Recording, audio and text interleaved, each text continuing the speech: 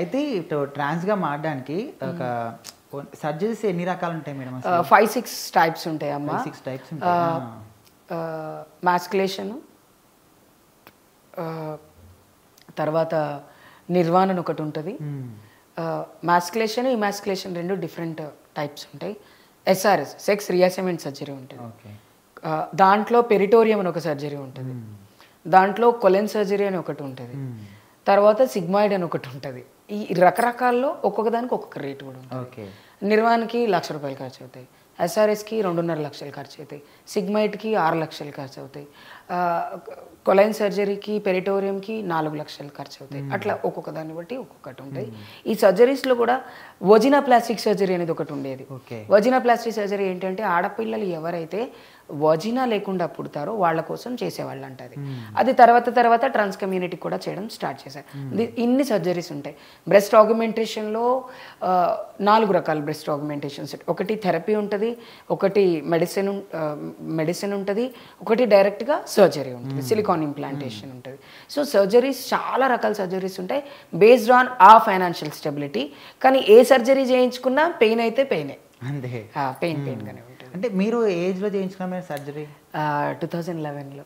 అంటే అప్పట్లో మీకు తినడానికి కూడా డబ్బులు అని చెప్పారు కదా. అంటే 2009 నుంచి 10-11 వరకు నేను కొంచెం చేంజ్ అయినా. 11లో జాబ్ చేయడం స్టార్ట్ చేసిన. అలయన్స్ ఇండియా అనే ఒక ఆర్గనైజేషన్, నేషనల్ NGOలో I been programme officer for Andhra Pradesh. అప్పుడు తెలంగాణ కాదు, the first trans women who started working as a programme officer for trans community. So ఆ టైంలో నేను డబ్బులు పోగు చేసుకొని సర్జరీ చేయించుకున్నాను.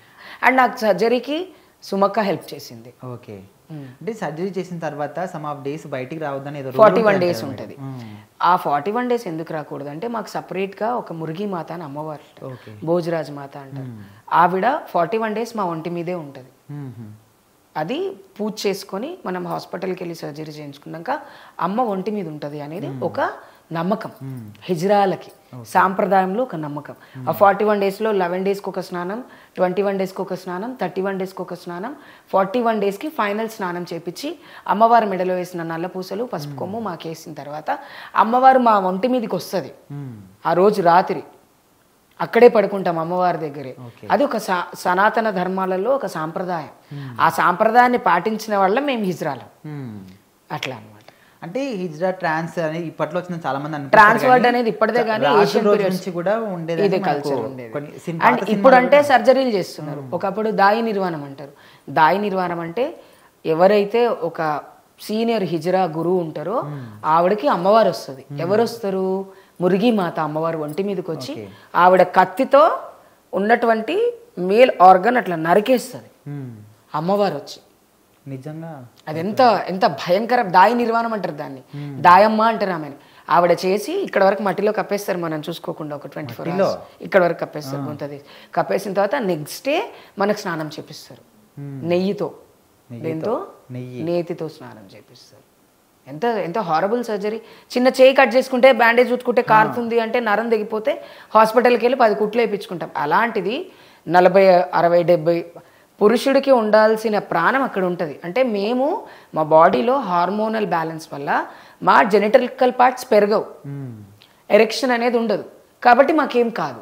నిజంగా మగపిల్లోడికి కట్ చేస్తే చచ్చిపోతాడు వాడు. దాయి నిర్వాణం అంత డేంజర్గా ఉంటుంది. అమ్మవారి పెద్ద పటం ముందు అమ్మవారిని ఆవాహన చేసుకొని ఆ జగన్మాతకి పూజ చేసి అప్పుడు ఆ సర్జరీ చేసేవాళ్ళు. ఇప్పుడు డాక్టర్ నడుంకి ఎనిస్థీషియా ఇచ్చి చేస్తున్నారు. అంటే చేంజ్ అయ్యింది. కానీ అలా దాయి నిర్వాణమైన వాళ్ళు సాక్షాత్తు ఆ మురిగిమాతతో సమానం. వాళ్ళ వర్చస్సు కానీ, వాళ్ళ అందం కానీ, వాళ్ళ మాట తీరు కానీ చాలా డిఫరెంట్గా ఉంటుంది. వాళ్ళు చాలా స్పిరిచువల్గా ఉంటారు. దేవతలతో సమానం అంట నేనైతే మనస్ఫూర్తిగా. అంత పవర్ ఉంటుంది వాళ్ళ నాలుకకి. నాకు ఉండే కోరిక అప్పుడు చేయించుకోవాలని, కానీ నా చుట్టూ ఉన్న వాళ్ళని భయపెట్టారు. అలా అయితే నేను కూడా వెళ్ళి చచ్చిపోతాము చిన్న ఏజు అని చెప్పడం వల్ల, లేకపోతే ఐ కుడ్ హ్యావ్ బీన్ దాయి నిర్వాణం అవుతుండే.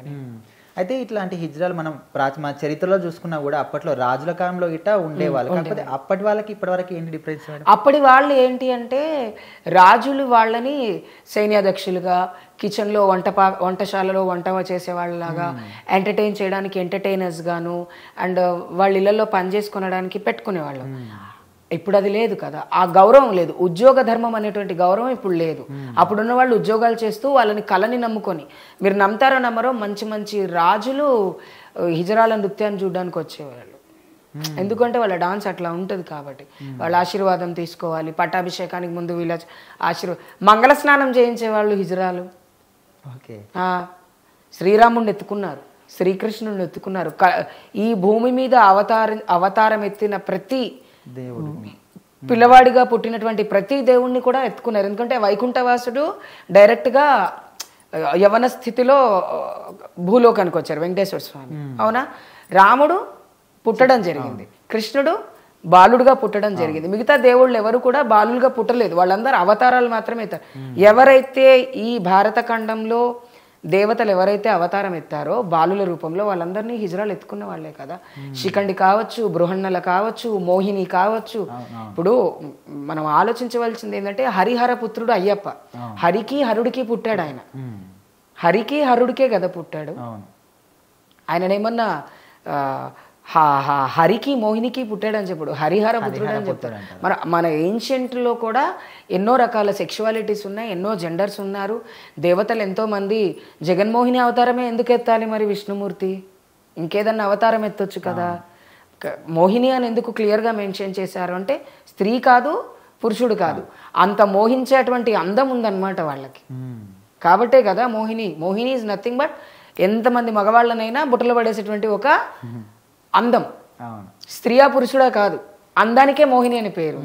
సో మన చరిత్రలో చాలా రకాల పుస్తకాలలో కూడా హిజ్రాల గురించి చాలా మంచిగా రాసి ఉంటుంది. ఖజురాహో శిల్పాలు ఒకసారి చెక్ చేస్తే ఇప్పుడు ఎవరు ఖజురాహో శిల్పాల గురించి మాట్లాడట్లేదు.